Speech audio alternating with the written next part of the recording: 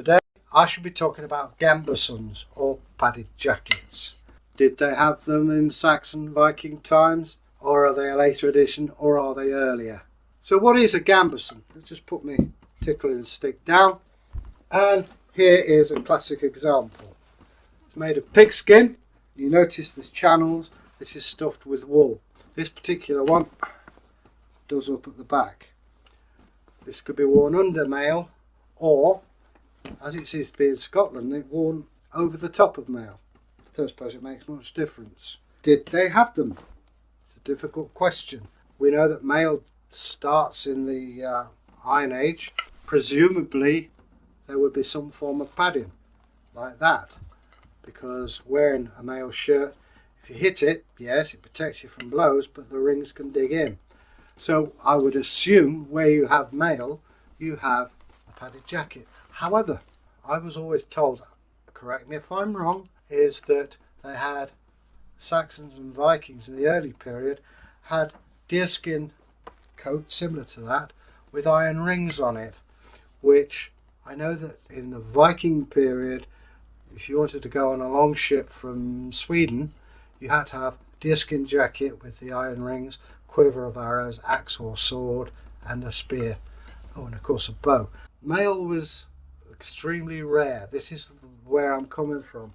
I mean, we know there was a mail shirt at Sutton Hoo, so that's 7th century, brings it into the Saxon period. Obviously there was no evidence of a padded jacket or jerkin, because it just simply been rotted away. That doesn't mean there wasn't one. If you've got a mail shirt, I would imagine that you would have to have some form of padding. Having worn a mail shirt, I can assure you, you need padding underneath. It's not a matter of looking cool, it's a matter of stopping injuries. So whether they'd have had exactly like this I think is more 12th century. But having said that, they would have, I'm sure, some form of padding underneath. Those of you who've worn mail will know what I'm talking about. So that's covered that subject pretty briefly, I admit. But you see, the problem is it's organic material, and when you bury something, obviously organic material perishes.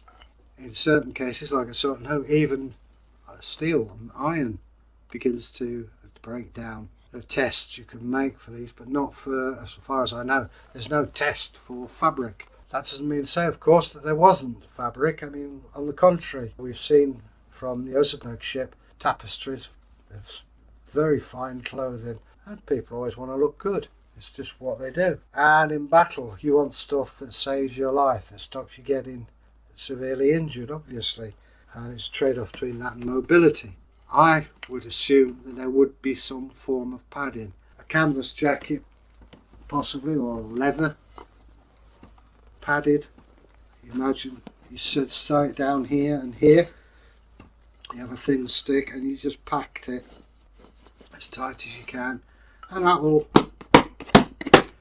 absorb a lot of impact.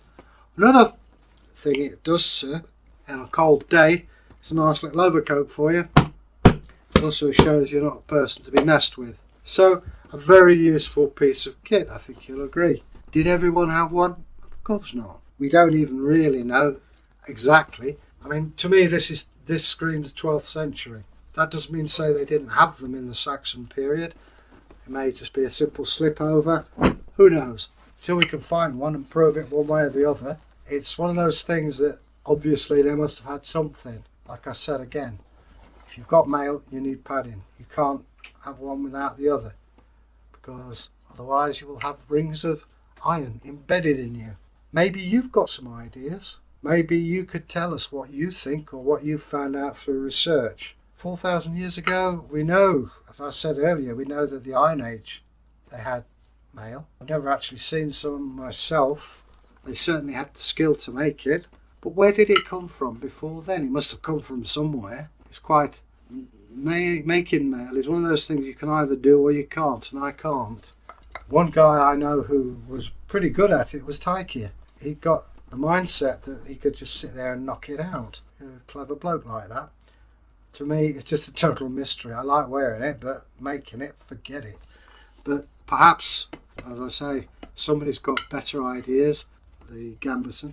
I doubt if it was called a Gambeson, but padded jacket is what I know them as. Gambeson, like I say, does tend to me to be something from the 12th century or Norman period, for want of a better word. But I think that's about all I can really say. No doubt you guys out there, you've got something to say on it, and I'd be very interested to hear what you have to say. As far as I know, we haven't actually recovered archaeologically any authentic padded jackets.